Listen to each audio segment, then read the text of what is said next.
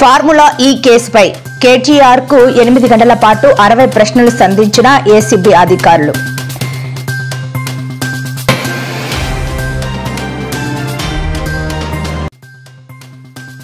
CM Chandrababu నియోజకవర్గంలో ఘటన తీవ్ర కలకలం. కుప్పంలో అప్పు వివాదం, మహిళను చెట్టుకు కట్టేసిన వైనం.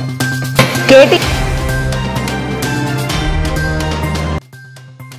పై రేవంత్ కక్ష సాధింపులకు పాల్పడుతున్నారన్న హరీష్, ఎన్ని కేసులు పెట్టినా కేటీఆర్ తలవంచరని వ్యాఖ్య.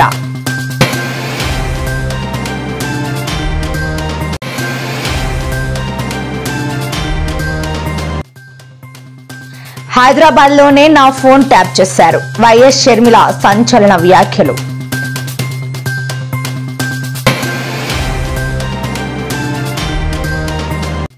తీవ్ర జ్వరంతో బాధపడుతున్న హరీష్ రావు, ఆసుపత్రి వద్దకు చేరుకుంటున్న బీఆర్ఎస్ నేతలు, కార్యకర్తలు.